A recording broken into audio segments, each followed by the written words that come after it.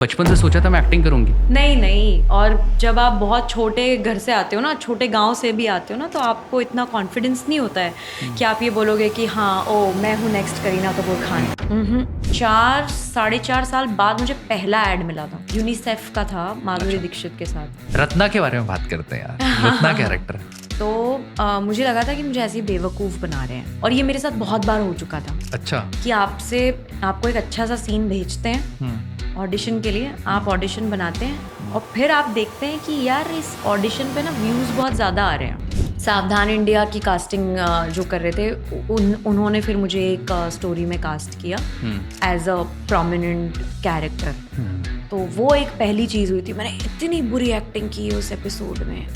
पर 1 साल बाद I came across a person who changed my life entirely. कौन था या कौन थी वो?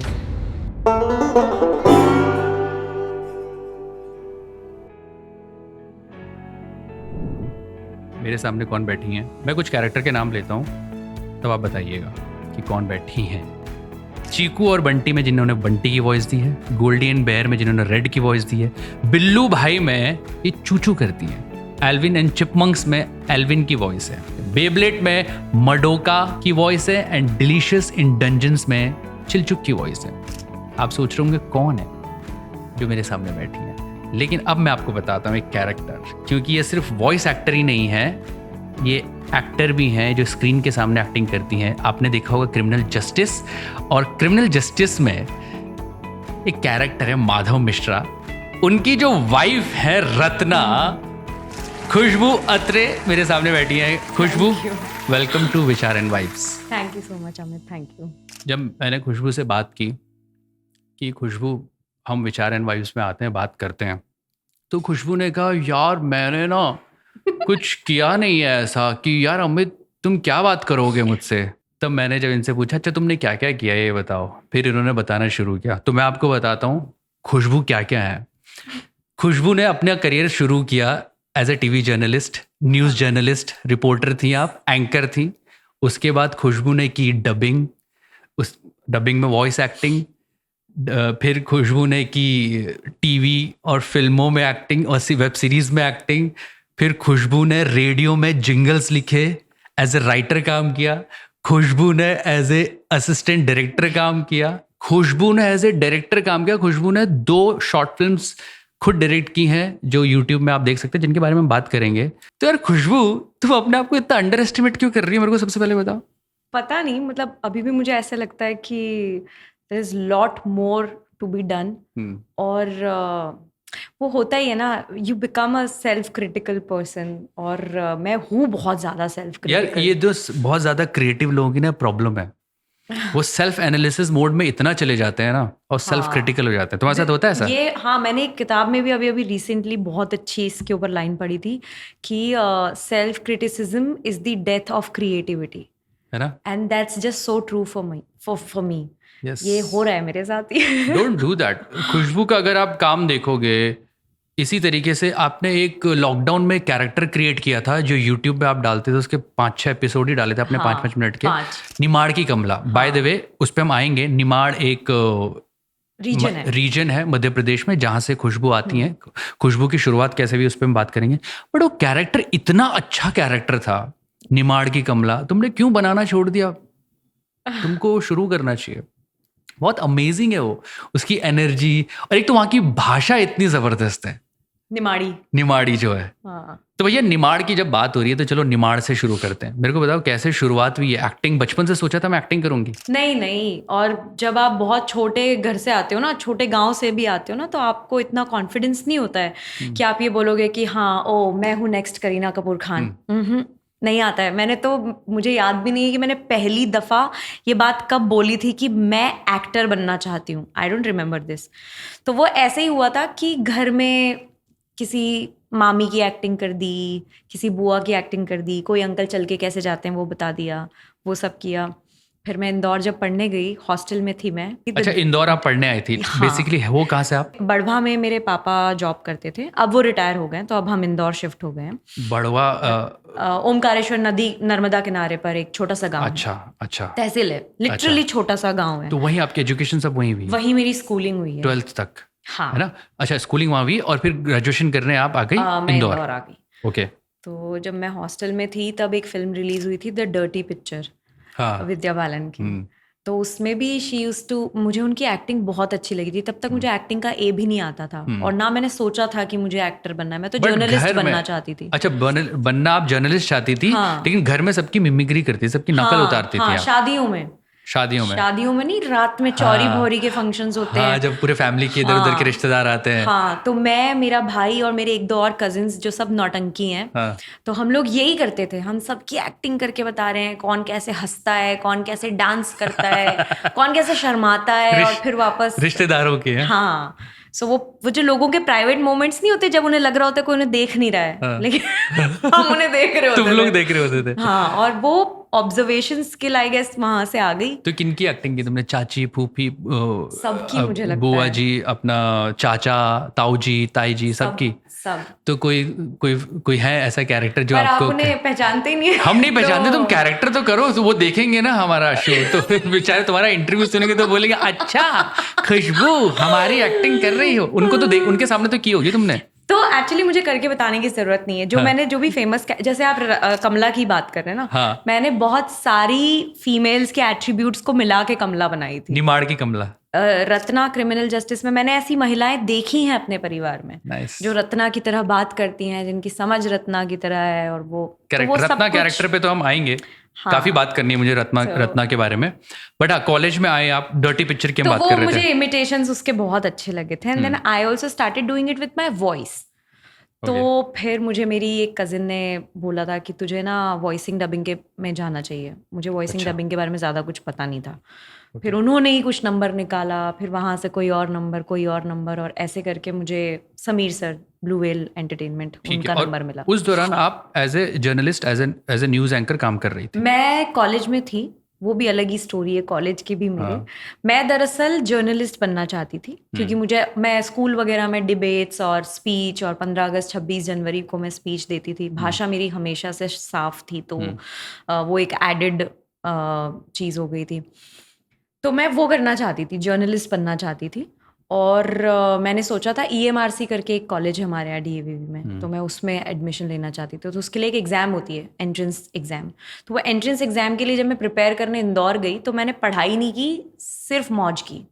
अच्छा। मैंने बिल्कुल पढ़ाई नहीं की। मैं पहली बार गांव से बाहर निकली थी, और मुझे तो ऐसे मतलब लग रहा था आए शहर की तो लाइफ ही अलग है। तो मैं मज़े करती रही 2 महीने, मैंने कोई पढ़ाई नहीं की। और फिर मेरा नहीं हुआ सिलेक्शन। तो जो लोग मेरे दोस्त बने थे वो लोग सब कॉमर्स बैकग्राउंड के थे, और मैं मैथ्स की थी। अच्छा। तो उन लोगों ने CA की तैयारी करनी थी, तो वो लोग सिर्फ ग्रेजुएशन नाम के लिए करने के लिए कॉलेज में एडमिशन लेने वाले थे। तो मैंने भी उनके पीछे पीछे BCom ऑनर्स में एडमिशन ले लिया। अच्छा। वहाँ मेरी एक दोस्त बनी थी, उसने मुझे बताया, भास्कर टीवी करके एक इंदौर में न्यूज़ चैनल है, उनका एक कुछ प्रोग्राम निकला था जिसमें वो लोग इंटर्नशिप दे रहे थे और साथ में एक डिप्लोमा कोर्स करवा रहे थे न्यूज़ एंकरिंग एंड रिपोर्टिंग का। I joined that. अच्छा। मैंने अपने पिताजी से कहा कि मुझे प्लीज़ 5,000 रुपये सिर्फ आप दे दो, और मैं कमा के आपको वापस लौटा के दूंगी। आई डोंट नो अमित, इतनी हिम्मत मुझ में तब कहाँ से आ गई थी, मुझे जबकि कुछ नहीं पता था उसके बारे में भी। But this was simultaneously when you were doing your graduation? When I was doing my college, yes. I was in my first semester. अच्छा. I was in my first semester. And I used to go to teach this kid maths. मैं tuition भी पढ़ाने लगे थे? Yes, because I wanted to earn on my own. Very nice. The day I left my place in my village, उस दिन से ही मुझे ये था कि मुझे पैसे तो कमाने हैं। I want to become a financially independent person. और ये भी मुझे याद नहीं है कि ये क्यों सोच आई थी और कहाँ से आई थी। Of course, I am from a very humble background. तो वो एक रहता ही आपको कि हाँ मम्मी पापा को परेशान नहीं करना है। तो बट हाँ, वो थे गट्स, पता नहीं कहाँ से थे, आ गए। फिर उन्होंने दे दिए 5,000? हाँ, उन्होंने दे दिए यार। उन्होंने पापा ने 5,000 रुपये दे दिए, और मैंने वो ज्वाइन कर लिया। And I was the only one who got selected and got a job also, like in 15 days. तो यहाँ पर तुम्हारा वो काम आया जो तुम्हारा नेचुरल इंस्टिंक्ट था, किसी की नकल करने का या आउटस्पोकन एटीट्यूड, है ना, या शर्माना तो नहीं? काम नहीं आया। अच्छा, वहाँ नहीं आया क्योंकि वो तो एकदम सीरियस जॉब था ना, न्यूज एंकरिंग, रिपोर्टिंग। वहाँ भाषा काम आई तुम्हारी, और बोलने का काम आई, जो तुम्हारा तरीका है। मुझे मेकअप करना आता नहीं था। जो मेरे बॉस थे उन्होंने तो मुझे 1-2 बार चिल्ला भी दिया था कि कैसी शक्ल है तुम्हारी, टीवी पे अच्छी नहीं लगती है। अच्छा तो इसमें मेरी क्या गलती है? क्योंकि मैं मेकअप गलत करती थी। मैं यहाँ तक लगा लेती थी आई शेडो। अच्छा। वो कहते थे ये कोई तरीका है। फिर उन्होंने मेरी एक सीनियर, उनका नाम भी खुशबू था, उन्हें कहा, बहुत खूबसूरत लड़की थी वो, उन्होंने कहा कि इसको सिखाओ मेकअप कैसे करते हैं। फिर उन्होंने मुझे मेकअप करना सिखाया। फिर उन्होंने मुझे एंकरिंग इवेंट्स में कैसे करते हैं उसके कॉन्टैक्ट्स दिए। And that's where I left this job, and then I started anchoring in events, corporate events, शादियाँ, छोटे बच्चों के birthday parties. Very nice. And that's how I earned enough and saved enough to shift to Mumbai. क्या बात है, मतलब वहाँ से वहाँ काम किया और एंकरिंग का काम करने लग गई थी, जो ज़्यादातर काम आप अपनी वॉइस से खेलते हो। व्हेन यू आर डूइंग, जब एंकर होते हो आप किसी भी शो में या किसी भी इवेंट में, तो आप वॉइस से मॉड्यूलेशन में, है ना, इम्प्रॉम्प्टो, बहुत सारी चीज़ें करनी पड़ती हैं।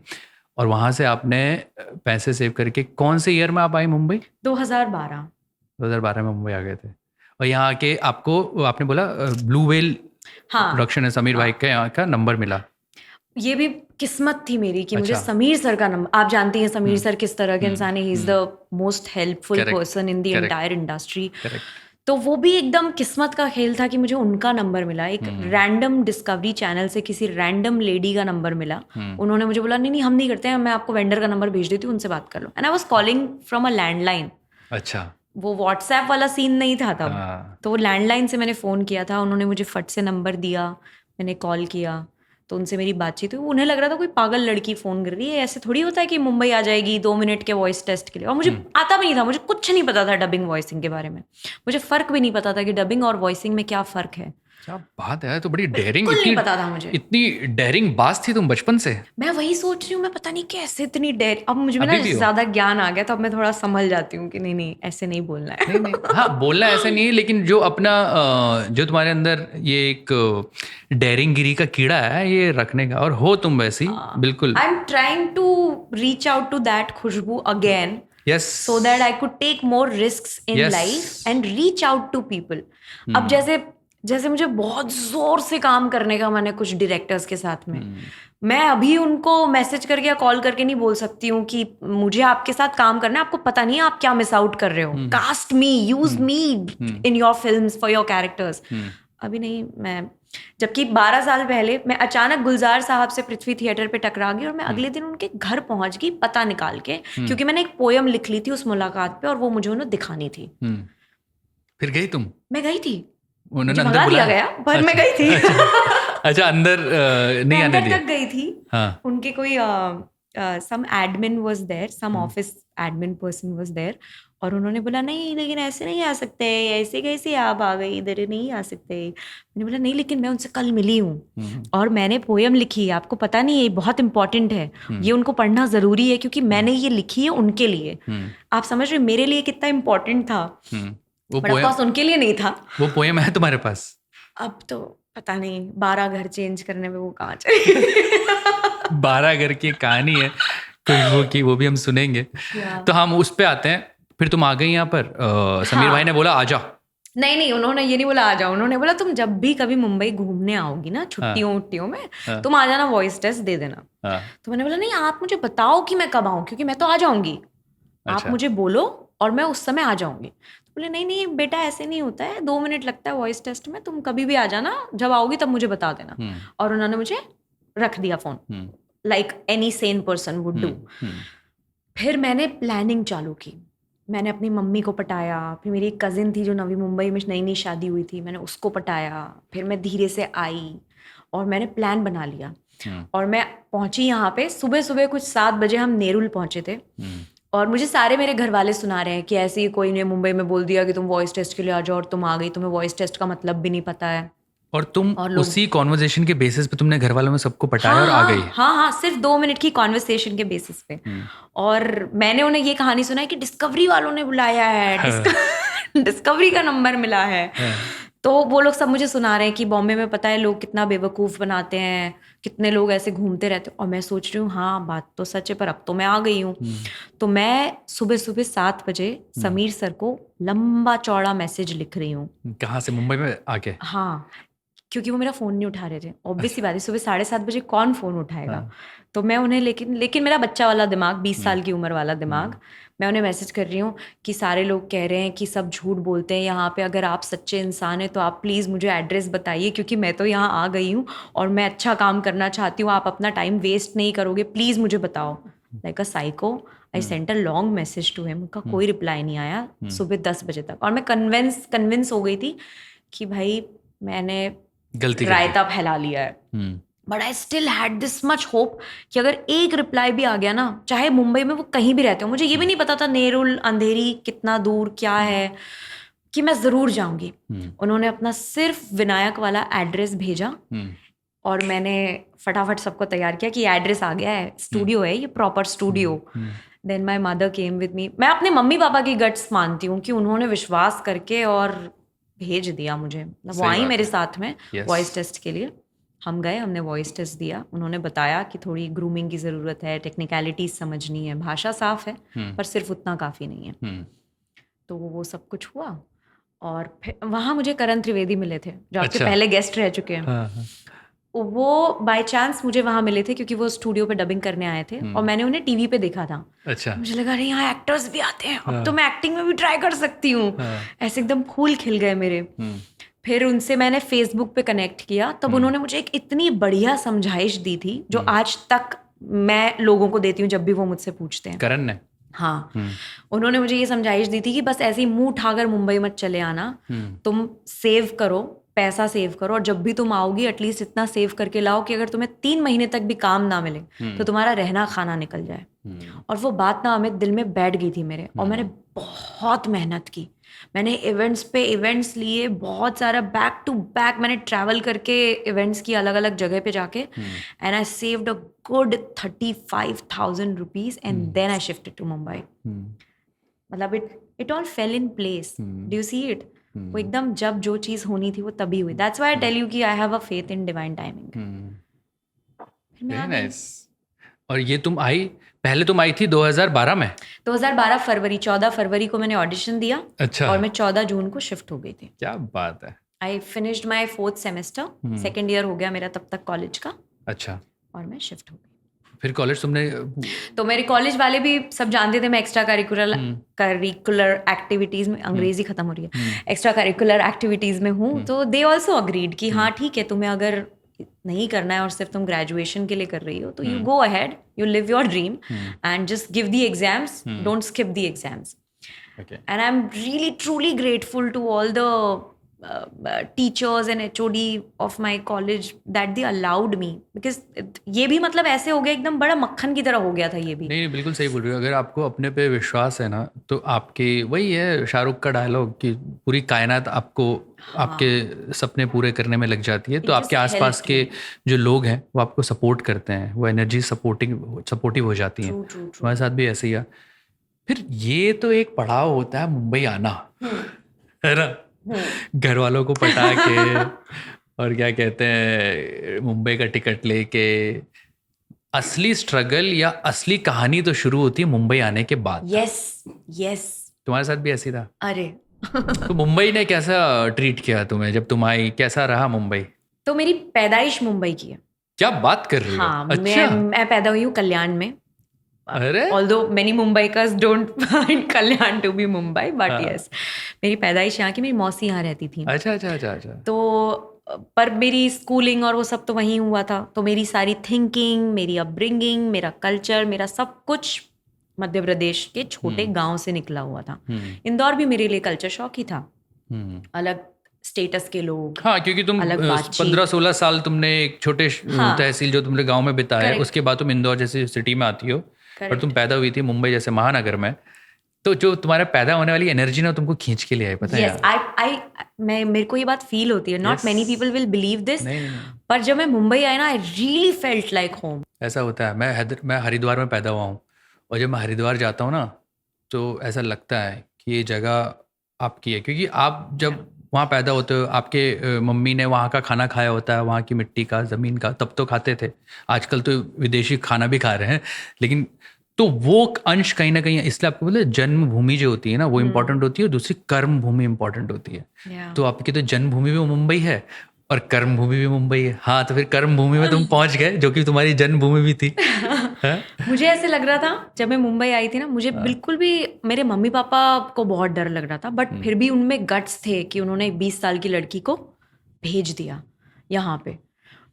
मैं जब आई ना तो मुझे बस ये लग रहा था कि आसपास के लोगों को और सारे मुंबई वालों को पता नहीं है, लेकिन मुझे तो पता है कि I belong here. Correct. I really really belong here. Correct. और मुझे कभी ऐसे फील नहीं हुआ कि मैं किसी अनजान जगह पर हूँ। और मुंबई ना आपको इंडिविजुअलिटी सिखा देती है, और किस तरह से सिखाती है। ओहो, कैसे कैसे क्या, कुछ मेरे को इंसिडेंट्स बताओ, तुम्हारे एक्सपीरियंसेस बताओ। अकेले घर ढूंढना, अकेले रहना, जब आप बीमार पड़ते हैं तो आप खुद ही अपने आप को सहला रहे होते हैं कि नहीं नहीं ठीक है ठीक है ठीक हो जाएगा। हाँ। अकेले डॉक्टर ढूंढना, तुम अकेले। कितने समय तक अकेले रही शुरू में? मैं तो शुरुआत से ही, तुम अकेले रह रही हो? हाँ, मतलब I had flatmates I have lived with people, लेकिन वो जो एक है ना कि आप अकेले अपनी गाड़ी ढो रहे हो, वो बहुत सत्य बात है यहाँ पे। और मैंने तो बहुत घर बदले हैं। मैं अभी जहाँ रह रही हूँ वो मेरा 14th फ्लैट है। और तुम्हें बहुत घर बदले हैं। और मतलब हर साल एक से ज्यादा घर बदल गए तुमने? सिर्फ पहले साल में मैंने 8 घर बदले थे। क्यों, मतलब घर पसंद नहीं आ रहा था कि घर वालों को तुम पसंद नहीं आ रही थी? बहुत भिन्न भिन्न प्रकार की सिचुएशंस थी, भिन्न भिन्न प्रकार की थी। तो जब मैं आई थी तो मेरा कोई नहीं आ रहता था, मेरी सिर्फ एक बेस्ट फ्रेंड राबिया जो मेरे साथ हॉस्टल में थी, वो उसकी मम्मी यहाँ रहती थी। अच्छा। तो उसने मुझे बहुत कॉन्फिडेंस दिया था, एंड बिकॉज ऑफ हर मेरे मम्मी पापा ने भी अलाउ कर दिया था कि ठीक है राबिया है वहाँ पे। करेक्ट। तो मैं राबिया के घर आई थी सबसे पहले रहने। मैं कुछ 7-8 दिन राबिया के यहाँ पर थी, एंड इवेंचुअली मुझे ढूंढना ही था कुछ और। तो उसके वहाँ से मुझे निकलना पड़ा था 8वें, क्योंकि उसकी भी कोई रूममेट थी, और होता ही है कि भाई कब तक रुकने वाला है मेहमान, ऐसा। देन आई स्टार्टेड, तो इत्तेफाक से राबिया उसी बिल्डिंग में रहती थी जिसमें करण सर रहते थे। अच्छा। And I just met him, मतलब हमारी बात हो रही थी और उन्होंने बोला अरे मैं 5th फ्लोर पे रहता हूँ, और राबिया 10th फ्लोर पे रह रही थी। So then he helped me looking for places, क्योंकि मेरे पास तो फोन भी चाइना वाला फोन था, BBM और वो सब नहीं था उसमें, जिस पर उस समय सारी इंफॉर्मेशन आती थी कि फ्लैट्स अवेलेबल हैं, ये है वो है। तो व्हाट्सएप उतना पॉपुलर नहीं हुआ था, नहीं था इतना पॉपुलर। 2012 में। तो अचानक ऐसे हुआ कि मैं लिफ्ट के नीचे खड़ी, मैं लिफ्ट से नीचे उतरी टू गो एंड लुक, और मुझे बिल्कुल आइडिया नहीं कि मैं कहाँ देखूंगी फ्लैट, क्या करने वाली हूँ। And I met Karan sir, and then मैंने उन्हें बताया कि मैं ढूंढ रही हूँ। उन्होंने कहा BBM पे आज ही एक आया है, फ्लैटमेट चाहिए। And then he being such a kind person, he took me कि चल देख कर आते, क्योंकि उन्हें पता था कि मुझे कुछ भी नहीं पता है यहाँ का। जो पहले दिन मैं बॉम्बे आई थी तब मैं उनसे मिली थी, और he helped me through things, और that's why I give him so much respect and I call him Karan sir. अच्छी बात है, very nice. So he took me, he is very sweet, very helpful, very sweet. He is one of the best people that I have met in this industry. नहीं, तुम जब अच्छे होते ना तुमको लोग भी अच्छे मिल जाते हैं यार। So initially he was a blessing for me. वो Sameer sir, yes. So Rajesh कावा, he also helped me with so much. Praful, so dubbing वाले तो खैर बहुत सारे लोग हैं जिन्होंने बहुत हेल्प की।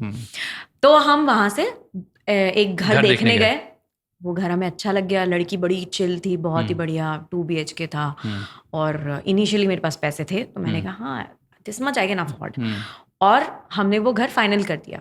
नेक्स्ट डे मैं वहाँ शिफ्ट हो गई। मैं वहाँ कुछ 1-2 दिन थी, फिर वो दीदी कुछ ज़्यादा ही चिल थी। तो ज़्यादा चिल होने में भी प्रॉब्लम है। भिन्न भिन्न प्रकार के लोग आने लगे घर पे, और मुझे लगा ये क्या हो रहा है यार, ये तो बड़ा वियर्ड सीन है। और मैं कभी ऐसे लड़कों के साथ रही नहीं थी, मेरा इतना इंटरेक्शन नहीं था लड़कों के साथ में, तो मैं थोड़ा सा डर गई। और मुझे ऐसे लग रहा था मैं पहली रात जिस दिन वहाँ गई वो चली गई कहीं बाहर फॉर द नाइट। अच्छा, तुम अकेली थी और मैं अकेले उस घर में भूत जैसे घूम रही हूँ, तो मुझे बहुत वियर्ड लगा। मैं उसके दोस्त मेरे दोस्त भी बने, क्योंकि मुझे लगा शायद ऐसे ही होता होगा, आपको कुछ ज्ञान नहीं होता है कि क्या एक्चुअली सही है क्या गलत है। वो किस इंडस्ट्री में काम करती थी वो? I have no idea. अच्छा, बस उसके पास पैसा था और वो चिल कर रही थी, ये तो तय बात है। I have no idea what she was working on. I think she was a corporate person. अच्छा Corporate person थी वो, पता नहीं. तो फिर बड़ी weird सी कुछ चीजें हुई and I felt very uncomfortable and I had to tell her कि दीदी नहीं हो पाएगा, मुझे कहीं शिफ्ट करना पड़ेगा. So मैं वहाँ 5-6 दिन थी. I started looking for a place. तो मैं राबिया के घर पर जो हाउस हेल्प थी उनकी बहन पाटलिपुत्र में चौल में रहती थी, Fehmida aunty. She was kind enough to take me in. So मैं जाके चौल में उनके साथ 1 रूम किचन में रही थी. अच्छा, कितने दिनों तक? 1 महीना. अच्छा. वो थी और उनका एक छोटा सा बेटा था 5 साल का, अब तो काफी बड़ा हो गया होगा. She was a very kind woman that she did take rent, but she was kind enough कि वो अपना पर्सनल स्पेस अचानक से किसी के साथ, क्योंकि वो ऐसे पीजी वगैरह रखती नहीं थी, वो 1 रूम किचन और चौल का और छोटा होता है. So I stayed there, we 3 used to sleep on the same bed. और मैं एकदम वेजिटेरियन, प्योर वेजिटेरियन जिसको कहते हैं ना. मैं जिस गांव से थी वहां पे नॉनवेज का मार्केट भी बाहर लगता था. और मैं रह रही थी पाटलिपुत्र वाले एरिया में जहाँ पे बहुत सारी शॉप्स हैं नॉनवेज की. तो ये सब भी मेरे लिए बड़ा, I never went against somebody who's eating it, लेकिन मेरे लिए ये सब कुछ बड़ा वैसे हो गया था कि शिट, ओह क्या हो रहा है. But I stayed there for 1 month and she was a very kind woman. She took me in. पर मुझे चेंज तो करना ही था, तो ये तीसरा घर भी अब मुझे छोड़ना होगा. And I started looking for a place. तो एक ब्रोकर मेरी कांटेक्ट में आई. वो ब्रोकर को शायद मेरे ऊपर ज्यादा दया आ गई. She was a woman. Then she said कि मेरे घर में भी मैं 1 रूम देती हूँ लड़की को पीजी पे, तुम्हें आना है तो तुम भी शेयर कर लो. मैं 1 को ही देती हूँ, पर अब तुम इतनी दिक्कत में हो तो तुम आ जाओ. तो मलाड में था वो. सो आई शिफ्टेड देयर. मैं वहां पर शिफ्ट हुई. वहां मैंने 2 महीना 3 महीना निकाला. Then Jalal, there is one sound engineer, Jalal, उसके कॉन्टैक्ट से I got another house. फिर मैं इन्फिनिटी के सामने एक दूसरे घर में शिफ्ट हुई 1 रूम किचन में. वहां मैं 5-6 महीने टिकी. अच्छा. फिर उसने मुझे घर से निकाल दिया. अच्छा, ओनर ने क्या बोला, जाओ, हो गया. कुछ लड़ाइयाँ आपस में. आसान नहीं है दोस्तों मुंबई में रहना, बिल्कुल आसान नहीं है.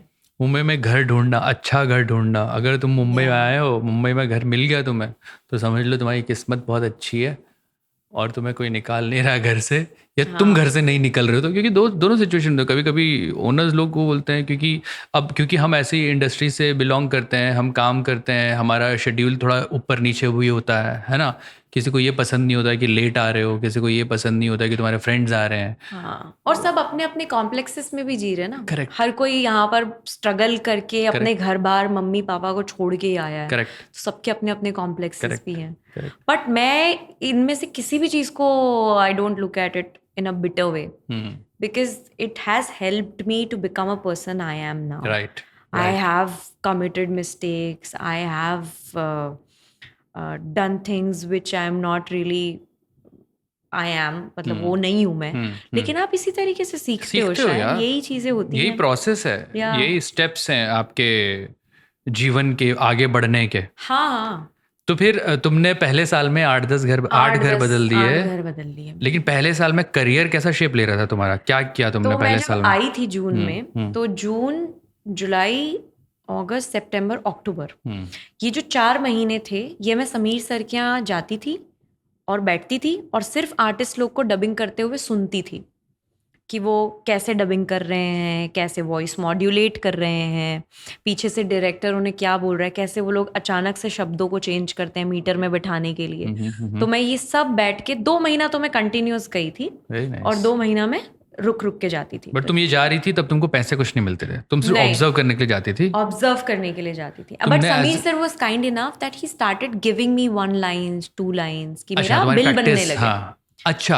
हाँ. उसके वो तुमको पैसे भी देते थे. हाँ, ताकि वो मुझे, एंड मैं that's why you know I call him Bauji, because he is one person who made sure कि मैं टिक जाऊं बस कैसे भी करके ना, कैसे भी करके. और एंड ओनली इंटेंशन वाज कि कोई आया है सीखने के लिए, and I think he loved my passion about it. I didn't know anything about dubbing or voice. Sameer भाई वेरी इंटरेस्टिंग कैरेक्टर है. He's a very, उनको विचार एंड वाइब्स में बुलाना पड़ेगा. मतलब उनसे पूछना पड़ेगा वो आएंगे कि नहीं. बुलाना पड़ेगा क्या? I doubt that. But because he is very interesting fellow. Yeah. वो ज्यादा सामने नहीं आता है, है ना? हाँ वो पीछे से वो एक बंदा जगह पीछे बैठ ही से नहीं पाएंगे 1 घंटे तक, मुझे तो इस पर ही डाउट है। ये भी है दिक्कत। समीर भाई अगर आप ये देख रहे हो सुन रहे हो तो फोन करता हूँ आपको। आई am sure he is not. देखते हैं आप खुशबू की बात मानते हो या मेरी, लेट्स सी। तो वहां से मैं सीख रही थी। हाँ परमिंदर जी एक आर्टिस्ट हैं जो तुम्हारे गेस्ट भी रह हाँ चुके हाँ हैं। हाँ हाँ। तो उन्होंने मुझे सबसे पहला एक्टिंग का कांटेक्ट दिया था। स्टार्टेड परमिंदर गिविंग पाजी ने? ऑडिशंस। हाँ जी। अरे वाह। सो ही गेव मी 1 ईपी का नंबर, जो क्राइम पेट्रोल में ईपी थे। और मैंने उन्हें कॉल किया और कुछ दिनों बाद ही, आज क्या तारीख है? आज क्या तारीख है? आज है 8। 8 वी आर तारीख है ना? Shooting on 8th of October। हाँ, तो 12 साल पहले 5 अक्टूबर को अच्छा। I did my first shoot. मुझे एक प्रोमो मिला था जो सोनी टीवी का था। अरे वो आया वाह। नहीं कभी टीवी पर, but that was my first acting job जो मुझे यहाँ मिला था। मुझे क्या बात 2000 रुपए मिले थे उसके लिए, और मैं इतनी खुश हो गई थी कि यार मतलब फतेह हो गई है ये तो, मतलब मैंने कमाल कर दिया कि मैं आ गई और 4 महीने के अंदर मुझे एक प्रोमो मिल गया। करेक्ट। टीवी पे नहीं आया वो, लेकिन शूट कर लिया मैंने, shoot पैसे किया मिल था। गए मैंने मेरे को। हाँ। और मतलब इसी तरीके से आप इस पे हम बात करेंगे कि कुछ कंटेंट रिलीज होता है, कुछ नहीं होता है, लेकिन आप वो प्रोसेस से तो गए कम से कम। हाँ, आपने आपको समझ में आता ऑडिशन है। हाँ। ऑडिशन हुआ था?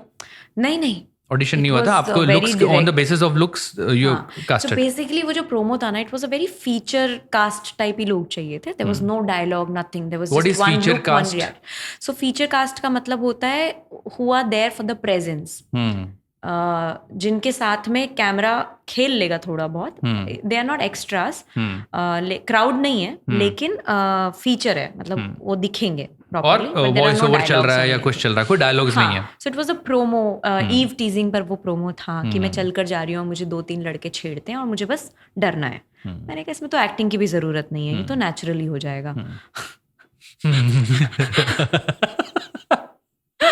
ये तो खतरनाक वाला मारा है तुमने। That is true. तो इस पे भी बात करेंगे। उस पे बात करूंगा मैं, कास्टिंग काउच, इन सब में बात करूंगा। बट हाँ, ये शुरू हुआ, तुम्हारा एक्टिंग करियर शुरू हो गया, तुमने एक प्रोमो कर लिया। क्राउड डबिंग्स कर रही थी। अच्छा, क्राउड डबिंग्स कर रही थी। क्राउड डबिंग्स, दोस्तों आप लोगों को क्राउड डबिंग्स अभी तक तो पता चल गया होगा। जिनको नहीं पता, क्राउड डबिंग में बता देता हूँ। क्राउड डबिंग ऐसी होती है कि जब आप कोई शो कर रहे होते हो या फिल्म करते हैं, तो उसमें बहुत सारे सीन्स ऐसे होते हैं जिसमें पीछे बहुत सारे कैरेक्टर्स होते हैं, या तो एम्बियंस होता है। जैसे कोई पार्टी सीन है तो पार्टी में बहुत सारे लोग हैं, तो उसकी रिकॉर्डिंग करनी पड़ती है अगर आप किसी लैंग्वेज में लोकलाइज कर रहे हो। या ओरिजिनल फिल्म्स भी जो होती हैं, जो इंडिया में बनती हैं, उसमें भी जब हम एक सीन है जिसमें पार्टी का सीन है या किसी इवेंट का सीन है या किसी थिएटर का सीन है, तो जहाँ पर कुछ मर्मरिंग है, यहाँ पर पीछे बैकग्राउंड में वॉइस है, तो उसको रिकॉर्ड करने के लिए अलग से सेशंस होते हैं जिसमें आर्टिस्ट को बुलाया जाता है, जो हम रिकॉर्ड करते हैं। हम सब ने किया है, शुरुआती दौर में करते हैं। वो सीखने के लिए बहुत अच्छा प्रोसेस है। आप भी जो अगर वॉइस एक्टिंग करना चाहते हैं, डबिंग करना चाहते हैं, तो you can start with crowd recording in Mumbai, खासकर मुंबई में होती है। तो खुशबू ने भी क्राउड रिकॉर्डिंग की थी और साथ में साइमल्टेनियसली एक्टिंग शुरू हो गया था। फिर एक्टिंग कैसे बढ़ा? फिल्म्स वगैरह? मैंने ऑडिशंस वगैरह देना स्टार्ट किए। तो मुझे 1-2 कोऑर्डिनेटर्स, पहले समझ नहीं आता है ना कि एग्जैक्टली अच्छा सीरियल एक्टिंग अलग है, फिल्म एक्टिंग अलग है, थिएटर कुछ और ही है, और म्यूजिक वीडियोस अलग हैं। अब इसमें भी बहुत सारे लोग हैं कि बी ग्रेड वाले काम चल रहे हैं, एक्चुअल काम चल रहे हैं। अच्छा 1 डे 2 डे भी होता, अच्छा लीड अलग होता है, वो अच्छा fair market, up market fair look अलग होता है, डस्की लुक अलग होता है। और मैं तो अपनी गरीब शक्ल लेकर आई थी, तो मुझे अप मार्केट रोल्स तो कभी मिले ही नहीं। मैं एड्स में जाती थी, मुझे नॉट फिट बोल के भगा देते थे। मैं सच बता रही हूँ, मैंने मुंबई आने के 4-4.5 साल बाद मुझे पहला एड मिला था। किसका? यूनिसेफ का था, माधुरी दीक्षित के साथ। अच्छा। मैं 2012 में मुंबई आई थी। करेक्ट, मैंने देखा 2016 या 17 में किया था। करेक्ट। वो कुछ तुम हॉस्पिटल से निकलती हो या हॉस्पिटल में जाती हो, ऐसा प्रेग्नेंट वुमेन का रोल किया है। करेक्ट। वो यूनिसेफ का इंफॉर्मेशनल एड था। तो ऑडिशंस वगैरह देना शुरू किए, तब मुझे पता चला अच्छा 1 डे 2 डे कैरेक्टर्स होते हैं जो सीरियल्स में आते हैं 1-2 लाइन के लिए, किसी एक सीन के लिए। वैसे मैंने बथेरे सीरियल्स कर लिए, जितने भी आपके बालाजी टेलीफिल्म्स के हैं ना, मेरे को लगता है मैंने वो सब किए हैं। सारे किए। अच्छा, सब में एक एक दो दो दिन का। एक एक दो दो लाइन के लिए, क्या हुआ हाँ। तेरा वादा, पवित्र रिश्ता, बालिका वधू, द सीरियल, और याद नहीं है मुझे, लेकिन बड़े अच्छे लगते हैं, या ये सारे सब किए मैंने। तो इन सब में one day to day character करते करते तो फिर मुझे एपिसोडिक्स के बारे में पता चला। क्राइम पेट्रोल, सावधान India, made few good friends जिन्होंने मुझे धीरे धीरे बताया कि भाई ये क्या है, इसको ऐसे करते हैं। तो जब तुम्हें एक दो रोल मिल रहे थे कोऑर्डिनेटर के थ्रू मिल रहे थे? हाँ, कास्टिंग डायरेक्टर्स, कोऑर्डिनेटर्स, क्योंकि 1500 रुपीज, 2000 रुपीज, 3000 रुपीज। जब मुझे 3000 पहली बार मिला तो मुझे लगा 3000 रुपीज, वाह, ऐसे हो गया था।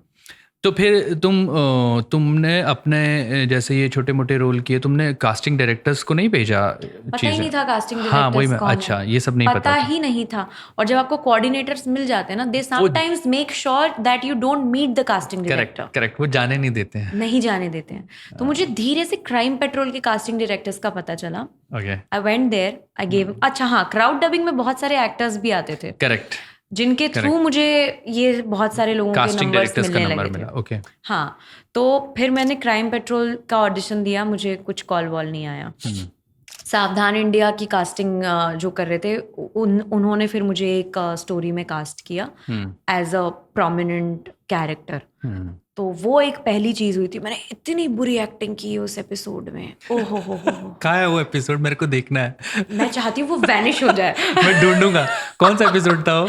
आई डोंट रिमेम्बर, बट मैं उसमें चीट कर रही होती हूँ अपने हस्बैंड पे। अच्छा। और फिर हम उसका मर्डर कर देते हैं। सावधान इंडिया, सावधान इंडिया का, ठीक है। बहुत बुरी एक्टिंग। हाँ जी, हमारी टीम सावधान इंडिया को एपिसोड ढूंढ लेना। प्लीज डोंट डू दैट, है ना, ढूंढ लेना। और क्या कहते हैं, वो दिखाएंगे जनता को। वो मैंने किया, बहुत बुरी एक्टिंग की। नहीं, मैं इसलिए ढूंढना चाहता हूँ कि बुरी एक्टिंग नहीं क्यों की। I am just connecting it, I am connecting it with your first thought की सेल्फ क्रिटिकल जब इंसान बहुत ज्यादा हो जाता है। So I tell you why it was bad. तो मैं आ रही थी घर में मामी और बुआ की इमिटेशंस करते हुए। ओके।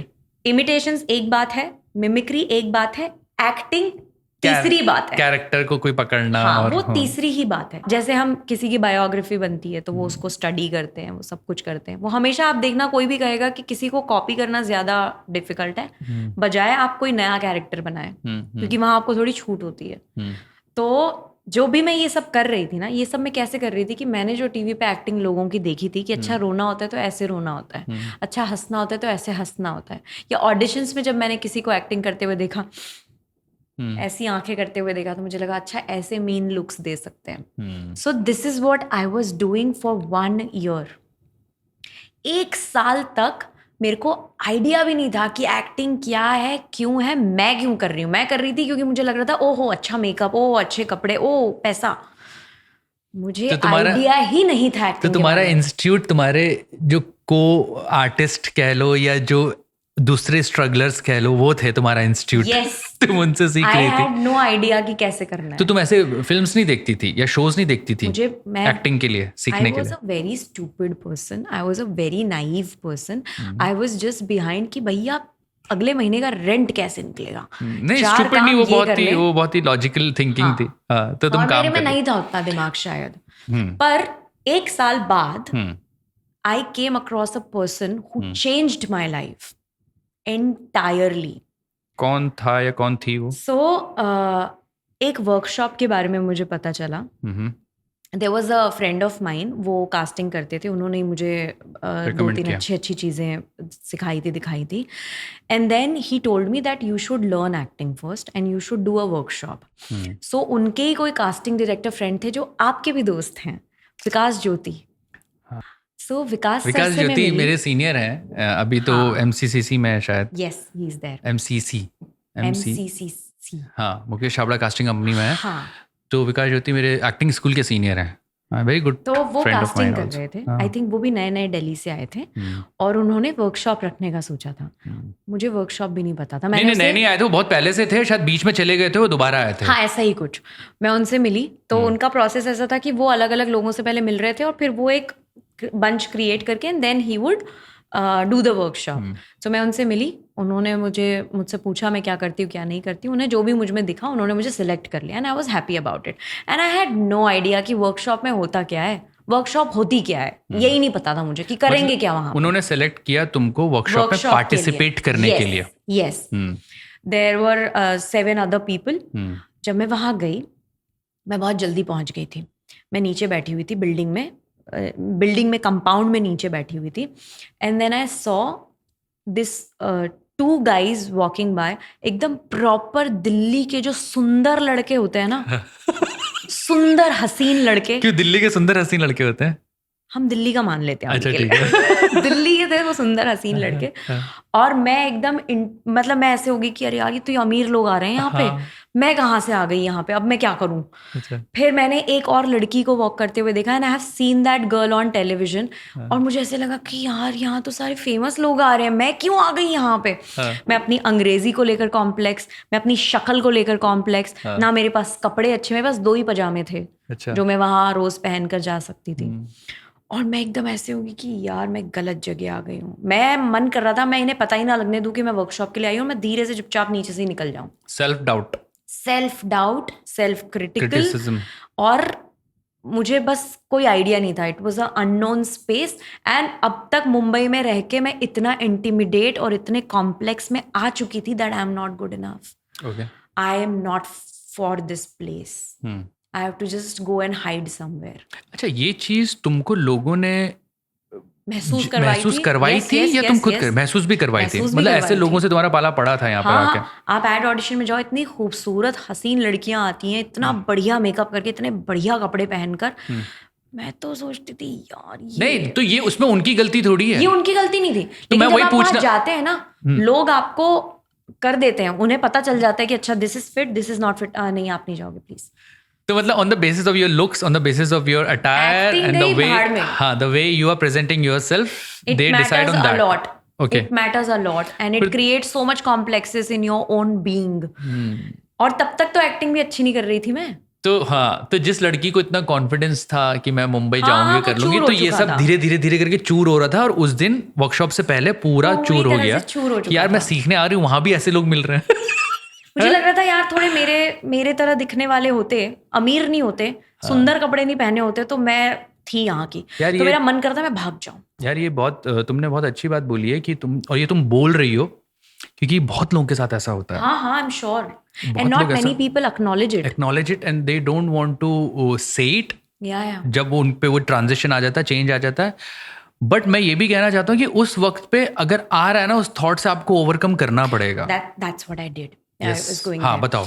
तो मैं मन कर रहा था भाग जाऊं, पर मैं ऊपर गई। मैंने कहा नहीं, आई हैव टू लर्न। किसी ने बोला है कि भाई मुझे सीखने की ज़रूरत है, तो मैं छुप के तो रह नहीं सकती हूँ बॉम्बे में। मैं काम करने आई हूँ और मुझे पैसा कमाना बहुत ज़रूरी है, बहुत ज़रूरी है मुझे। तो मैं गई ऊपर and I am telling you, मेरा पूरा every cell in my body is telling me you are at a wrong place, don't do it. I went up. एक और फेमस फिगर चल के आ गए और उन्हें देखकर तो मेरा एकदम यहाँ से पसीने छूट गए, कान के पीछे से। कौन, नाम ले सकती हूँ? She is no more now, but she was a very good actress and she's done so much work and everything, so she was also to be a part of the workshop.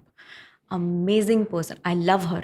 जबकि विकास भाई normal teacher है, ऐसे नहीं कि बहुत hi fi teacher है। So I went there और जैसे भी वो धीरे धीरे जो भी इंट्रोडक्शन होता है, छोटी सी एक्सरसाइजेज होती हैं, जब वो सब कुछ होने लगी और जब मुझे ये सुंदर शक्लों और सब कुछ के पीछे जब देखने मिला, जब उन लोगों ने बातचीत करना शुरू किया, तो मुझे लगा कि यार ये मेरे तरह ही है, इन्हें भी नहीं पता ये क्या कर रहे हैं, जैसे मुझे नहीं पता। बस फर्क इतना है कि इन्होंने पूमा पहन रखा है और मैंने मनीष मार्केट, बस इतना ही फर्क है और कोई फर्क नहीं है। और वो फर्स्ट डे आई थिंक कुछ 4 या 5 घंटे की वर्कशॉप थी। Amit, I can not tell you, to this day I haven't gotten that feeling again. जो एम्पावरमेंट मुझे फील हुई थी ना उस दिन, कि यार मैं कर सकती हूँ, मैं ना जो करने आई हूँ वो मैं कर सकती हूँ। क्योंकि मुझे उस दिन ही इतना कुछ सीखने मिल गया, मुझे इतने मज़े आ गए ना उस फर्स्ट डे ऑफ वर्कशॉप में कि यार अब मेरी ज़िंदगी बदलने वाली है। And Vikas Jyoti made sure कि मेरी जिंदगी बदले। उसके बाद से मैंने एक्टिंग एक्चुअली जानी। मुझे पता चला कि इस देश में स्कूल्स हैं जो एक्टिंग सिखाते हैं। अच्छा, तब तक तुम्हें ये भी नहीं पता मुझे था? पता ही नहीं था। मैं आई वॉज दैट स्टूपिड। तो आप लोग जो भी देख रहे हैं, अगर आप रिलेट कर पा रहे हैं कि आप भी उतने ही स्टूपिड हैं, तो नहीं है आप। बस आपको पता कम है और कुछ नहीं है। मुझे तब ये पता चला। मुझे नाटक कौन से नाटक होते हैं वो सारी प्ले राइट्स पता चले। मोहन राकेश पढ़ लिया मैंने, फिर बहुत सारी और चीज़ें पढ़ ली। तो मुझे अंग्रेजी फिल्में पता चले। टाइटैनिक और स्टुअर्ट लिटिल के अलावा मुझे अंग्रेजी फिल्में नहीं पता थी इतनी। फिर मुझे अंग्रेजी फिल्में पता चली कि यार ये तो कमाल काम कर रहे हैं, ये तो मतलब कमाल ही कर रहे हैं, ये कैसे हो रहा है सब कुछ। तो धीरे धीरे जब वो 10 दिन खत्म हुए ना वर्कशॉप के, I was a different person. I was a different person. तब जो मैंने ऑडिशंस दिए और चीज़ें की, तब मैंने चीज़ें क्रैक करना शुरू की कि अच्छा एक्टिंग ये है। जब तक आपको खुद का किरदार नहीं पता होगा ना, आप किसी भी दूसरे किरदार को नहीं कर सकते हैं। एक्टर के लिए यही सबसे इम्पोर्टेंट है, खुद को समझना। हाँ, उस दिन विकास सर ने मुझे खुद से मिलवा दिया था। और अब जब भी मुझे कोई नया व्यक्ति बोलता है ना कि I want to be an actor, you know, तो मैं उसे यही बोलती हूँ कि भाई पहले जो है ना एक वर्कशॉप कर लो अच्छी सी, कि तुम्हें पता चल जाए तुम कौन हो, और फिर आगे बढ़ते हैं। उसके बाद मैंने 7, 8, 9 वर्कशॉप्स ही लगा। अभी भी मैं उत्तराखंड वर्कशॉप के लिए जा रही हूँ। वर्कशॉप अटेंड करने या वर्कशॉप लेने? अटेंड करने। अच्छा, वो क्योंकि किसकी उससे ही वर्कशॉप? सीखते हो आप, और it's a practising art. Acting is a practising art. किसकी वर्कशॉप है? एक सोमित्रा करके, there is a woman, so she is not doing an acting workshop. It's not Suromita. She's my friend, I know Oh her. yeah, so I'm going for her workshop. तो she's doing on sound and listening. Yeah. वो उत्तराखंड में है कि हिमाचल में है? उत्तराखंड में। उत्तराखंड में सीतला में we are doing it. अच्छा. सो मैंने जो भी फिर सीखा वर्कशॉप से सीखा। तो 1-1.5 साल बॉम्बे आने के 1-1.5 साल बाद मुझे एक्चुअली पता चला एक्टिंग क्या होती है, क्यों करनी है मुझे, और मैं क्यों कर रही हूँ, क्या ही मैं क्यों ही कैसे ही कर रही हूँ। ये सब सवालों के जवाब मुझे 1-1.5 साल बाद मिले थे। तो एक्टिंग जब तुम एज एन एक्टर अपने आप से मिली इस वर्कशॉप के बाद, विकास ज्योति भाई की वर्कशॉप के बाद, उसके बाद तुमने ऑडिशन में तो तुमने फ़र्क महसूस किया ही होगा। हाँ। है ना? जब तुम कैरेक्टर कॉन्फिडेंस भी आ गया था। पर्सनालिटी में क्या फ़र्क आया? पर्सनालिटी में ये फ़र्क आ गया था कि आई स्टार्टेड, मैं अपने आप को थोड़ा कॉन्फिडेंटली ले जा पा रही थी जगहों पर। ओके. जो मैं पहले सोचती थी कि मुझे मेकअप नहीं आता, मेरे पास अच्छे कपड़े नहीं हैं, मैं उन चीज़ों का मुझे टेंशन नहीं होता था। मुझे ऐसा लगता था कि वो कैमरा की रेड लाइट चालू होने के बाद मेरा काम शुरू होगा ना, उसके पहले का जो है उसके लिए अलग डिपार्टमेंट्स हैं। मैं वो बताऊंगी जो मुझे आता है। Very nice. That's what changed. Criminal justice में जो तुम करती हो रत्ना का कैरेक्टर, ये कितने वक्त बाद कैरेक्टर क्रैक हुआ? और 2013 में मुझे चीज़ें समझ में आई थी। हाँ. 2019 में मिला था ये. उसके बाद भी लेकिन स्ट्रगल रहा चीज़ों का. हाँ, डेफिनेटली अभी भी है स्ट्रगल तो। खैर अभी उस पर भी बात करेंगे। रत्ना के बारे में बात करते हैं यार. रत्ना कैरेक्टर काफ़ी इंटरेस्टिंग कैरेक्टर है।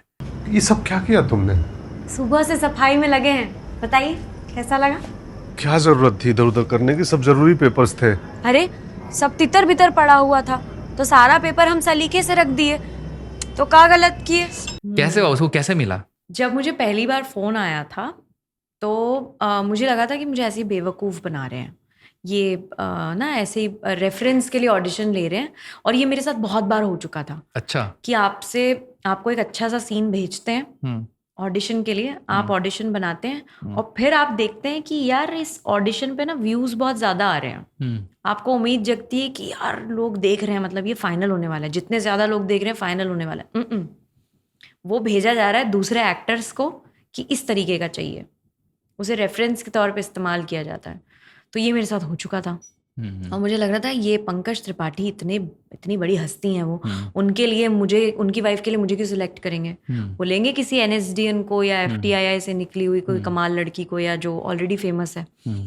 मैं तो मुझे सिर्फ ये रेफरेंस के लिए इस्तेमाल कर रहे हैं क्योंकि मेरी शक्ल गाँव वाली है, ये मैंने सोचा था।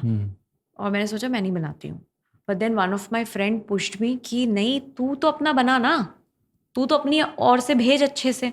और ये जो कास्टिंग डायरेक्टर थी रोशनी बैनर्जी, उनको मैंने कुछ 4-5 साल पहले एक ऑडिशन दिया था और उसके बीच में उनको कोई ऑडिशन मैंने दिया नहीं था।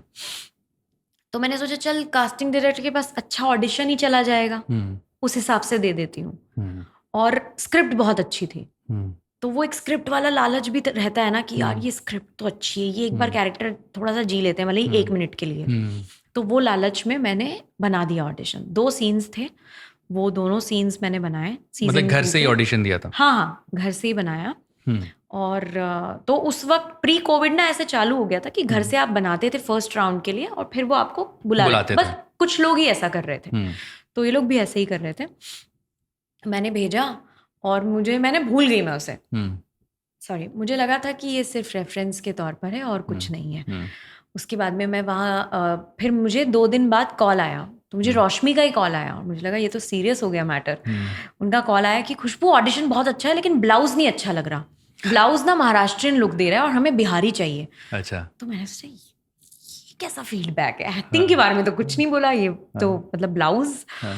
फिर मैंने उनको बोला कि ठीक है मैं अरेंज करती हूँ। फिर मेरी जितनी भी बिहारी दोस्त थी मैंने सबको कॉल किया कि भाई ऑडिशन करना है मुझे अच्छे से। I arranged for some 7-8 pair of clothing और मेरे अपनी अलमारी से भी बहुत सारे क्लोथ्स निकाले, उनको प्रॉपरली प्रेस किया और मैंने एक बड़ा बैग तैयार किया अगले दिन ऑडिशन पे जाने के लिए। अच्छा, उन्होंने बुलाया वहां पर? हाँ। फिर भी जितना भी मुझे सामान मिला था उसमें से एक भी मुझे ना बिहारी वाली फीलिंग ही नहीं दे रहा था। मैं जा रही थी ऑडिशन देने के लिए और मेरी एक दोस्त का फोन आया, सुरभि श्रीवास्तव। अच्छा। उसका फोन आया कि अरे तुझे ये चाहिए था ना। तब तक मैंने सारे DPL VPL सब ग्रुप्स में डाल दिया था कि यार है क्या किसी के पास बिहारी साड़ी। तो उसने बोला तेरे को चाहिए था ना, मेरे पास एक है। तो मैं आधे रास्ते में से ऑटो मोड़ के पहले मैंने उससे साड़ी ली, फिर मैं पहुंची और मैंने दिखाया तो उसने वो साड़ी सिलेक्ट की, रोशमी ने। मैंने वो पहना, ऑडिशन दिया, बहुत बुरा ऑडिशन हुआ। अच्छा, ऑडिशन अच्छा नहीं हुआ? बहुत बुरा हुआ क्योंकि मैं बाकी सारी चीज़ों में लग गई, मैंने स्क्रिप्ट ढंग से तैयारी नहीं की। और फिर वो ऑडिशन मैंने दिया, मुझे तो लग रहा था अब तो नहीं होगा। मैंने अच्छा, बुरा हुआ तुम्हें ऐसा लगा? हाँ। You were not confident as an actor that it went well. I felt like मैं पूरी तरह से उस कैरेक्टर में नहीं थी and I was just looking at people's reactions. So I was not doing justice to it. और वो अच्छे से मैंने criminal justice ने justice कर दिया। हाँ, BBC people liked me. They finalized me. मैं तो रो ही दी जब मुझे फाइनल कॉल आया, मैं रो दी एकदम।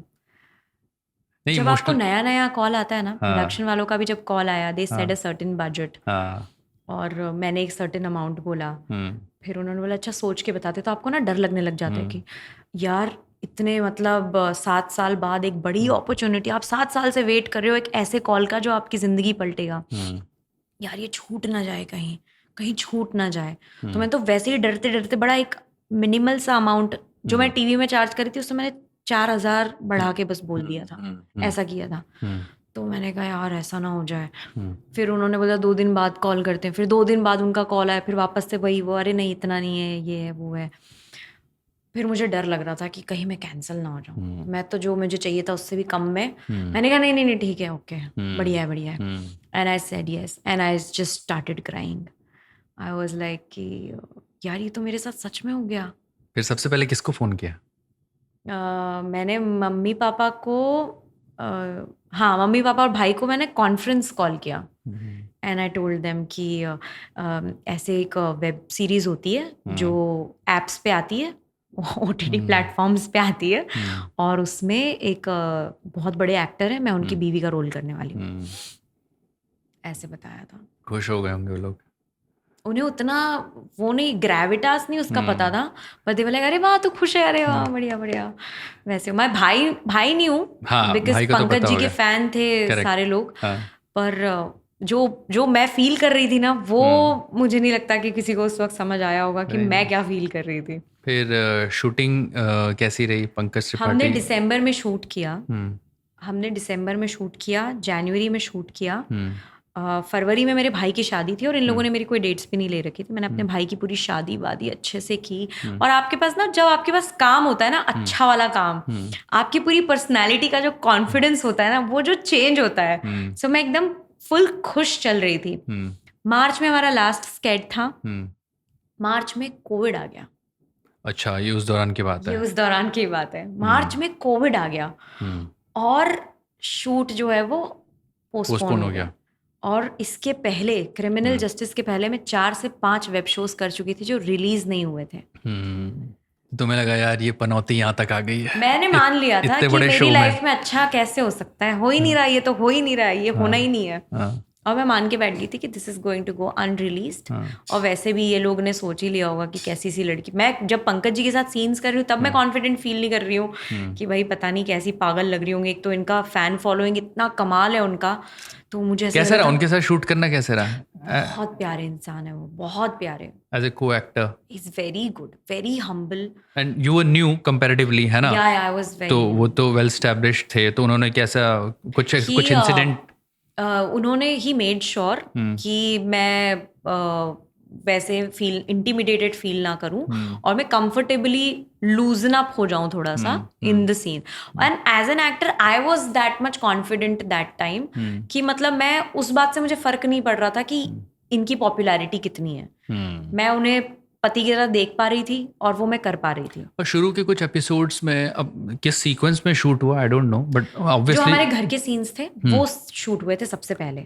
तो आई थिंक व्यूअर्स को पता होगा एपिसोड 3 में जब मैं बॉम्बे आ जाती हूँ गाँव छोड़ के, वो मेरा सबसे पहला सीन था। अच्छा, that was the first seen that I shot. So criminal justice में माधव मिश्रा की वाइफ रत्ना, ये कैसा कैरेक्टर है?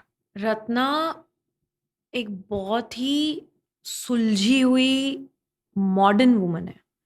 हाँ वो गांव से है पर she is very modern in her thoughts. She has so much clarity कि उसको उसकी सेल्फ रिस्पेक्ट, उसकी वैल्यू सिस्टम, वो सब कुछ क्या है और उसे शादी से, अपने पति से और इस जगह से क्या चाहिए। So she has lots of clarity. So she is a smart woman. सीधी सादी है क्योंकि वो गांव से है तो उसका एक्सपोजर उतना नहीं है, but she is very curious also to learn, to see things from others perspective. जब वो शुरुआत में ही मतलब एक कॉल गर्ल से भी मिल रही है, but she didn't cast a judgement. Correct, judgement नहीं हुई, बिल्कुल जजमेंट कास्ट नहीं किया, रैदर वो उसकी दोस्त बन गई। हम कह रहे थे कि आज हमको घुमाने ले चलिए ना, हमें वो बैंड स्टैंड, गेट अवे और वो जुहू चौपाटी भी देखना था, चले। हाँ मैंने वो सीन देखा था जब वो बोलती है कि मुंबई में मेरा जॉब है ये, है ना? तो रत्ना ने उससे वो चीज लिया, जॉब। हाँ, उसके बाद ही वो जॉब ज्वाइन करती है। Correct correct. ये ब्रिलियंस था राइटर्स का कि उन्होंने उसको इतने प्यार से पिरोया है ना उस टॉपिक को अंदर। तब रत्ना को पता चलता है कि हाँ मतलब काम तो करना इम्पोर्टेंट है और काम करने से ही आदमी की वैल्यू है यहाँ पे। तो जो मेरा पति अभी मेरी वैल्यू नहीं कर रहा है, अगर मैं भी काम करने लगूँ तो शायद वैल्यू ही हो जाएगी। आई थिंक ये ख्याल हो सकता है। यस यस, यही था। तो ये था। और वो ग्रो करती है, अपने आप को ढालने की कोशिश करती है। उसकी अपने पति से कोई शिकायत रहती है लेकिन वो बहुत जताती नहीं है, वो अपने आप को उस लेवल पे लाती है कि मेरा पति आएगा मेरे पास। और अल्टीमेटली ऐसा होता है। उसकी जो आपने कैरेक्टर किया है रत्ना का, उसके पति उससे पूछता है, डिस्कस करता है अपना केस। जब वो अनु चंद्रा की हाँ yes. और पूछता है कि यार औरतें से कुछ निकलवाना है तो कैसे निकलवा सकते हो? बोलते बच्चा से बहुत प्यार करती है, उसके लिए कुछ भी कर सकती है। तो आप देख रहे हो उसके थॉट्स में क्लैरिटी बहुत है। उसको पता है कि उसका क्या स्टैंड है सोसाइटी में, इस शादी में वो कहाँ खड़ी है और वो क्या चाहती है इस शादी से। जैसे वो बोलती है कि जब मैं रत्ना का कैरेक्टर के बारे में अपनी बैक स्टोरी बना रही थी तो मैंने ये बनाया था कि उसको बम्बई से प्यार है क्योंकि कुछ पिक्चरें उसने देखी है जिसकी वजह से उसको बम्बई से प्यार है। उसको बम्बई बहुत खूबसूरत लगता है और जब उसकी शादी तय हो जाती है एक ऐसे आदमी के साथ जो बम्बई में रहता है, ये हाईलाइट था उसके लिए। उसे इस बात से फर्क नहीं पड़ता कि वो उम्र में उससे थोड़ा बड़ा है। उसको इस बात की खुशी है कि वो बम्बई में रहता है, मतलब वो कितना समझदार होगा। तो मैं इस बात से बड़ा वो भी फील करती हूँ कि जब वो बॉम्बे आ गई ना तो उसको ऐसा नहीं था कि उसको किसी चकाचौंध में जाना था या उसको फैशन करना था या वैसा कुछ नहीं था। She knew that she wanted here to be in this city but with the family and with everything else that she stands for. Very nice. तो ये रत्ना की जो जर्नी है, जब ये इसको पता था, क्लैरिटी है, वो एवर इवॉल्विंग कैरेक्टर बन गई है। पहले मतलब जो रत्ना का पहला सीजन था, तुम्हारा पहला सीजन था क्रिमिनल जस्टिस का दूसरा, फिर तीसरे सीजन में तो रत्ना कैसे इवॉल्व हुई है? अरे क्या कर रही है ये? हम ना अपना पार्लर सेट कर रहे हैं। हाँ ऐसे? अरे हम वो पार्लर वाला जॉब छोड़ रहे हैं। देखो वो अपना काम करना स्टार्ट किया और उसके पति के साथ जिस तरह से उसका रिश्ता बनता चला गया, ही ऑल्सो सपोर्टेड हर। और वो अपना खुद का उसने पार्लर ओपन कर लिया, उसने चीजें सीखी स्क्रैच से। कि उसका वैल्यू सिस्टम और उसकी चीज़ें स्ट्रांग रहे। एंड अपने खुद की ज़िंदगी के अनुभवों से, जैसे वो बात बात में बोलती है कि हमारी अम्मा कहती हैं कि जो इंसान समझ में नहीं आता है ना, वो एक दिन समाज से ही बाहर हो जाता है। तो वो जो भी उसकी समझाइश है, उसको जो समझाइश मिली है, उसके जो अनुभव हैं, वो बहुत साधारण है, लेकिन एट द सेम टाइम वो यहाँ की लाइफ में भी लग पा रहे हैं, जा पा रहे हैं। तो that curious mentality is taking her forward. तुम्हें लगता है रत्ना जो है वो आज की वुमेन का चेहरा, भारतीय वुमेन का चेहरा जरूर, है? क्यों नहीं। हाँ, मैं ऐसी महिलाओं को जानती हूँ, मैं खुद अपने आप को उस बात से रिलेट कर पाती हूँ कि मुझे भी कुछ नहीं पता था मुंबई का। मुझे बस ये पता था कि हाँ, यहाँ काम की बहुत गुंजाइश है, और मैं यहाँ आ जाती हूँ और मैं काम सीखती हूँ, और मैं कभी वो पार्टीज और उस सब झोल झपाल में कभी मैं लगी ही नहीं। मैंने सीधा आई और मुझे बस काम करना था, और आज जो कुछ भी मैं अपने बलबूते पर हूँ, बिल्कुल रत्ना की तरह, कि हाँ, मुझे काम करना था। मेरा वैल्यू सिस्टम भी है स्ट्रांग, मुझे पता है कि मैं अपने साथ में क्या लेकर आई हूँ, और मैं जानती हूँ मैं आज कहाँ खड़ी हूँ। और रत्ना एक इंस्पिरेशन भी है मेरे ख्याल से। हाँ, शी इज बहुत लोगों के लिए, बहुत लड़कियों के लिए, बहुत वुमेन्स के लिए, है ना, कि आप इस क्लैरिटी के साथ अपनी ज़िंदगी जी सकते हैं। आप किसी भी तबके से हो, किसी भी सिचुएशन में हो, कहीं भी हो, आपका कोर स्ट्रांग है ना, तो सब कुछ सही रहता है। तो रत्ना स्टैंड्स फॉर दैट। बहुत ही अमेजिंग तरीके से आपने इस किरदार को निभाया है। हमको डर लग रहा है, हॉरर फिल्म है। तुम ही बोली थी ना हॉरर देखना है, तो यही तो मजा होता है हॉरर फिल्म। मैं कह रहा हूँ तो माधव मिश्रा का जो रिलेशन है रत्ना से, वो थोड़ा ऐसी है, इग्नोरेंट है, और रत्ना उसको पोक कर रही है चीजों के लिए। बाद में उसको रत्ना पे कॉन्फिडेंस आता है, trying to break through his boundaries and make a relation. तो शुरुआत में भी यही था, हमारे बीच में भी यही था। तो कहीं ना कहीं हेल्प किया शायद उसको natural. So we didn't become friends like on the first day, chatted everything about. We didn't do that. He made sure that. So I think ये पंकज जी की ही समझदारी थी, या कह लें कि he's very aware that way कि हम लोग lines करते थे, and that's that. जब हमने एक सीन, 2 सीन, 3 सीन शूट कर लिए, that's when he broke the ice and he started talking about कि मैं कौन हूँ, मैं कहाँ से आई हूँ, क्या हूँ मैं। That's when he started talking to me personally. Otherwise वो शुरू के I think 1-2 scenes तक तो हम लोग सिर्फ scenes पढ़ रहे थे, and we just used to act it out. I think that's where the chemistry shines through. फिर आगे आगे तो बड़ा अमेजिंग रहा। बहुत ही प्यारे इंसान है वो। He's very grounded. तो जो रत्ना का कैरेक्टर सेकंड सीजन में क्रिमिनल जस्टिस, यानी जो तुम्हारा फर्स्ट सीजन था, उसमें कम था, उसके बाद वाले सीजन में ज्यादा बढ़ा। तो क्या कुछ ऐसा फीडबैक आता था मेकर्स को कि इनकी केमिस्ट्री अच्छी लग रही है, इसको बढ़ाओ, ऐसा कुछ हुआ, पता चला तुम्हें? जब मैं शूट कर रही थी ना, तो मुझे तो यही लग रहा था कि I am just gonna look very annoying next to this person, जो कि इतने लव्ड हैं ऑल ओवर इंडिया। वो भी एक प्रेशर रहा होगा ना। तो वो मुझे लगता था तब। मैं हालांकि जब मैं काम कर रही थी तब मैं इस बारे में नहीं सोचती थी, पर जब मैंने शूट वूट खत्म कर लिया था, तब मुझे नाइटमेयर्स होते थे कि व्हाट इफ मैं ट्रोल हो गई, what if people would say कि किसे खड़ा कर दिया है, कौन है ये, क्यों आ गई है ये। और मुझे ये डर लगा रहता था कि यार ये ऐसा ना हो जाए मेरे साथ। I used to cry about this. मुझे इतना डर लग रहा था कि यार ऐसा ना हो जाए कहीं कि मतलब लोग मुझे नापसंद कर दें, और मतलब मुझे डिस्कार्ड कर दें। मतलब ऐसा बोल रहा है पंकज त्रिपाठी के साथ ये लड़की जा ही नहीं रही है, इसको क्यों कास्ट कर दिया? क्योंकि ओपिनियन देने बहुत सारे लोग हैं ना, और आजकल तो जितनी बड़ी पर्सनैलिटी उसके लिए उतने बड़े ओपिनियंस और इतने खुल के आएंगे। तो मुझे ये डर लगता था। फिर जब वो रिलीज हो गया और अचानक से when I started seeing my notifications कि अलग अलग फेमस लोग मुझे they started following me, और मैं सोच रही ये क्या हो रहा है, मुझे जानते हैं, they know that I exist। अचानक से जब रैंडमली लोग मुझे पहचानने लगे, जब अपलॉज की पार्टी हुई and the CEO of Applause mister Sameer Nair, he came and he started talking to me, और मैं सोच रही हूँ कि ही नोज मी। ऐसे हो गया। एंड देन ही सेड कि you are being very loved. तुम्हें सबर्ब्स में और साउथ मुंबई में दोनों में लोग तुमसे कनेक्ट कर पा रहे हैं, which is a very brilliant thing. And major credit goes to the writer Apurva Asrani sir, जिन्होंने सीजन 2 लिखा था। कितना खूबसूरत उन्होंने इस कैरेक्टर को लिखा है। Correct. I have tremendous respect and love for him. और रत्ना कैरेक्टर ऐसा नहीं है कि सिर्फ उसकी वाइफ है, वो एक नहीं, जर्नी में yes. उसकी पर्सनैलिटी बिल्ड करने में भी वो साथ दे रहा है, और स्टोरी में कहीं ना कहीं वो Yes. उसके इनपुट्स हैं। वो बहुत अच्छा कैरेक्टर लिखा है। खूबसूरत लिखा हुआ है।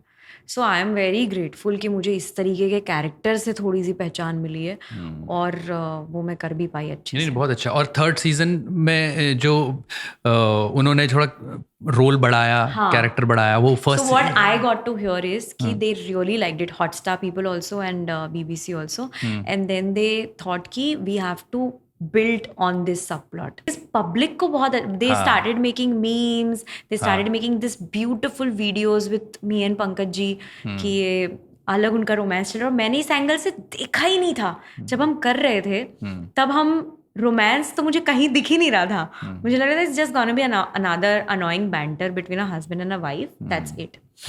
नहीं, लेकिन बहुत खूबसूरत से निकल के आया वो। इतने बड़े बड़े लोग आपकी तारीफ करते हैं ना, तो आपको ना अश्योरेंस मिल जाती कि आप कुछ तो सही कर अच्छा रहे हो। कर रहे हो। और मैं वो लड़की थी जो दूसरों को देखकर एक्टिंग कर रही थी। धीरे धीरे सीख के मैं इस जगह पर आई थी कि मुझे वैलिडेशन इन लोगों से मिल रहा था। And big credit goes to Vikas भाई। विकास सर तो वी लव यू।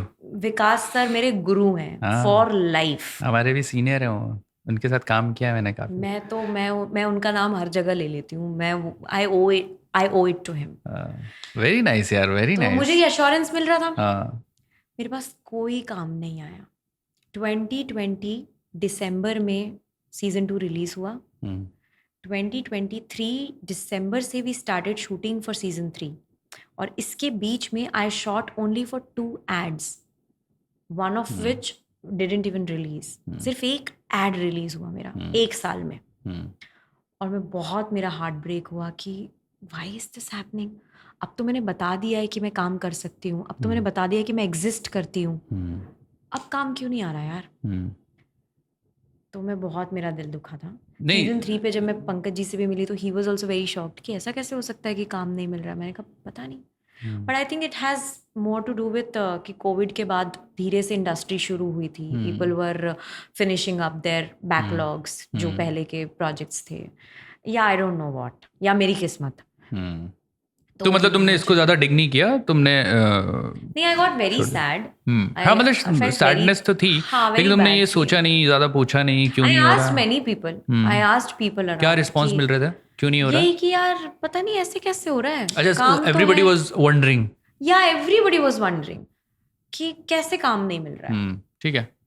फिर सीजन 3 आपने शूट किया? सीजन 3 मैंने शूट किया। फिर वो रिलीज हुआ? उसके बीच में I got work. I did Mission Raniganj. Correct. I did one more indie film but that just stopped midway. I did another film, वो छोटी फिल्म थी but it's now on Jio. तुमने वो भी किया, वोड का डायरीज किया है। That is all very old. अच्छा, वोड का Akira is also very old. अच्छा, अकीरा इज फ्रॉम राजी भी पहले की थी ना? राजी इज ऑल्सो फ्रॉम बिफोर। ठीक है। ये सब कुछ पहले का था जब मैं 1 डे 2 डे कैरेक्टर और डे रोल्स कर रही थी। अच्छा, उस दौरान तुमने ये सब किया? उस दौरान का था। बट अभी मुझे कास्टिंग कंपनीज से कॉल आना शुरू, जैसे मुकेश छाबड़ा के यहाँ से अब I started getting calls for good roles. Like international film की लीड के लिए भी आया, तो आई गॉट अश्योरेंस कि अच्छा ठीक है, I have it in me, it's just the timing. हाँ, मुझे क्या लगता है ना खुशबू, कभी कभी ना आप ये ना आपकी एफडीज हैं या ये एक म्यूचुअल फंड है जो थोड़ा थोड़ा करके आप कर रहे हो, और आपको एक बार में जबरदस्त रिटर्न मिलेगा। तो आपने अपना काम कर दिया। एज एन एक्टर आप एक्टिंग कर सकते हो, एक्टिंग कर दिया आपने, अच्छा आपको रोल मिला, आपने उसको बहुत खूबसूरती से निभाया, लोगों ने अप्रिशिएट किया, मेकर्स ने अप्रिशिएट किया, को स्टार्स ने अप्रिशिएट किया, उन लोगों ने अप्रिशिएट किया जो उस कला को समझते हैं। बस तुम्हारा काम ये पे खत्म हो जाता है। उसके बाद छोड़ देना अपन को। वो कहते हैं ना, जो आपके कंट्रोल में नहीं है ना, उस पर एनर्जी वेस्ट मत करो। तो मैं वही कर रही हूँ। तुम बहुत अच्छा कर रही हो। और खुशबू ना एनर्जी वेस्ट नहीं करती है। खुशबू और चीजें, अभी स्क्रिप्ट लिख रही है अब। खुशबू बोलती है कि मेरे लिए कोई कैरेक्टर नहीं लिखेगा तो मैं खुद लिख दूंगी। हाँ, तो और क्या, अगर मुझे सब बक्से में बिठाना चाहते हैं तो मैं बक्से में नहीं बैठना चाहती हूँ। मैं बहुत कुछ कर सकती हूँ और मैं वो करूंगी। So I started writing my feature in 2017। अच्छा। और वो मैंने 18-19 में लिख के ख़त्म भी कर दी थी। और उसके डायलॉग्स और स्क्रीन प्ले मैंने डेवलप किया, आइडिया किसी और का है। अब I have started pitching it. मैंने उसे छोड़ दिया था बीच में, बट मैंने कुछ सालों बाद जब अभी वापस से भी उसे पढ़ा तो I still found it very relevant and very Very nice. Nice interesting. तो मैंने अब उसे पिच करना शुरू किया है. I am also writing one web show for my self जिसमें मैं कास्ट हो सकूं. अच्छा. फीचर में भी मैं ही कास्ट होंगी. Very nice. So that I have started.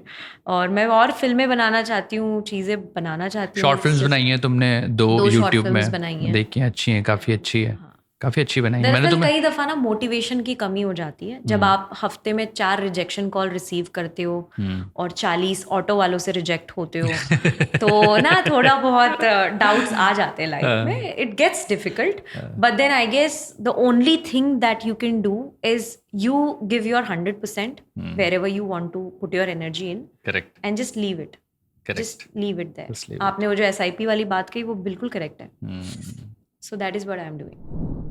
अच्छा खुशबू, बहुत ही अमेजिंग तुम्हारी जर्नी रही है एज एन एक्टर. एक चीज़ मैं पूछना चाहता हूँ तुमसे, जैसे आजकल ना इन्फ्लुएंसर्स बहुत आ गए हैं, है ना. एक्टिंग में कभी ऐसा होता है कि जो ज़्यादा फॉलोवर वाला इन्फ्लुएंसर है उससे एक्टिंग कराई जा रही है? The problem is तो थिएटर की एक्टिंग और टीवी के सामने या कैमरे के सामने की एक्टिंग में क्या डिफरेंस लग रहा है आपको? बहुत फर्क है. मडोका तुमने कैरेक्टर किया है, मैंने बेब्लेड में अलग अलग बहुत सारे कैरेक्टर्स किए but Madoka is the only one जो मुझे, जिसका नाम भी याद है और मुझे आवाज भी याद है. जैसे चीकू और बंटी ना दोनों जहरीले बच्चे हैं एकदम, जो नहीं होते मम्मी नाक में दम कर दे. There was this one more original show that I used to do, Kalari kids. हाँ, तो चुटकुले इसी आवाज में गाने गाता था, जैसे कागारी कागारी मोरी. तो जो मैंने कोरियन ड्रामास किए हैं, माय नेम किया आपने, माय नेम, इटावॉन क्लास किया है, परफेक्ट कपल और लिंकन लॉयर भी आपने किया है. हाँ, एक तो वो कैरेक्टर बहुत कमाल है, ऊपर से आई लव एमा स्टोन. चली रहता है नो कोरोनो, बस इतना मैंने बोला और उन लोग को बहुत तेज हंसी आ गई. तो आर्टिस्ट को क्या चाहिए होता है? Attention. That is how Nimar की कमला स्टार्टेड. अच्छा. I receive this random messages from fans जो बेब्लेड के दीवाने हैं और उन्होंने मुझे कुछ क्लिप्स भेज दी जो मुझे याद भी नहीं था मैंने किया है. सो रंगाई त्रिनेत्र तिवारी करके एक एक्टर राइटर हैं, उन्होंने लिखा है कि हर कोई अपना घर छोड़कर कहीं ना कहीं काम करने गया है और कैसे वो उन जिम्मेदारियों के और डेट के तले दब के वो मर जाता है, पता भी नहीं चलता है.